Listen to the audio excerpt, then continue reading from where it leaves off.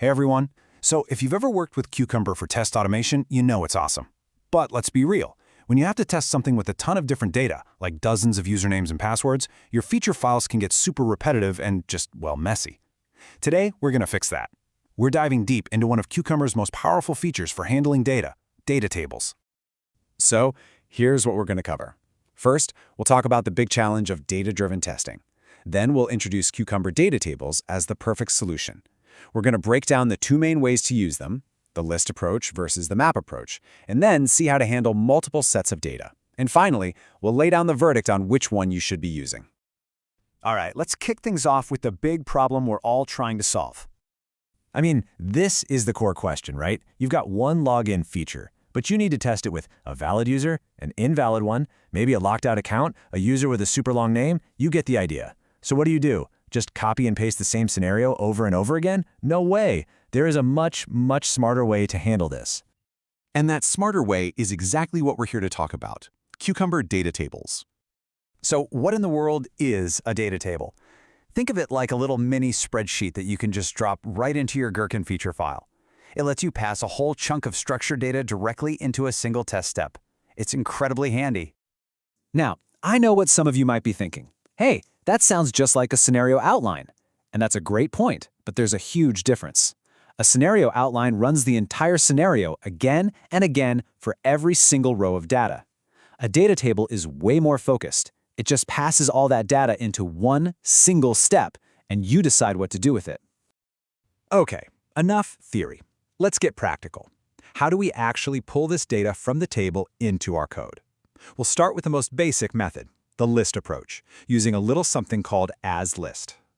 The first thing you have to notice here is that there's no header row. It's just the raw data values, sitting there in columns. This seems simple, but it also means the order of those columns is everything, as we're about to find out. Now, over in your Java code, this means you're stuck accessing data using numerical indexes. Get of 0, .get of 0 for the first item, get of 0, .get of 1 for the second. It works, but it's not very easy to read, and honestly, it's pretty fragile. So the flow is really straightforward. The data in your feature file gets turned into a data table object. Then, the .asList method converts that object into a list of lists of strings, which your code can then navigate using those indexes. Simple enough? But here's the huge catch. What happens when your teammate comes along and decides to swap the password and username columns in the feature file? Your code has no idea.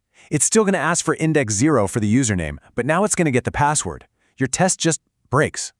This kind of logic is incredibly brittle and a nightmare to maintain.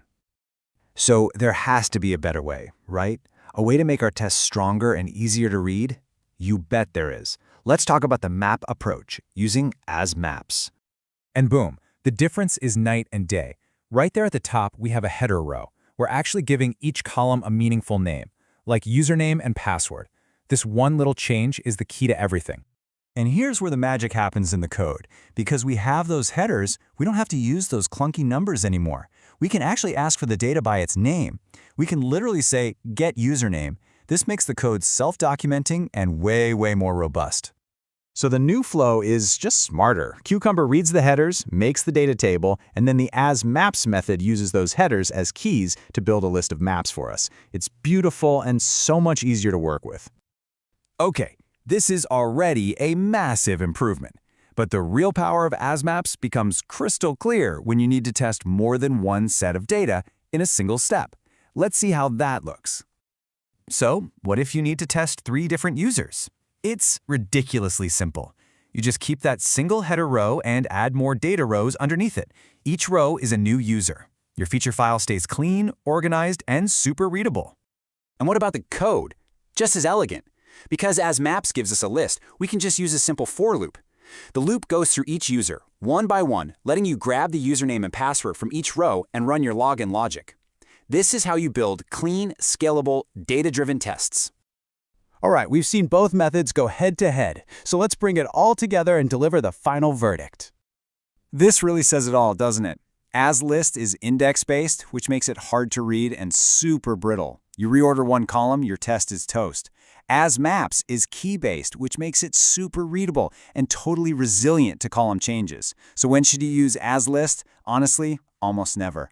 For pretty much any real-world scenario, asMaps is the hands-down winner. Look, let me just say it plainly. If you want to write tests that are easy for your team to read, easy to debug, and that won't just randomly break 6 months from now, asMaps is absolutely the way to go. So we've covered the brittle asList method and the much more powerful asMaps. We've seen how you can build robust, readable, and scalable tests. The only question left is the one you need to answer for your own projects. Which strategy are you going to choose for your next feature? Thanks so much for tuning in.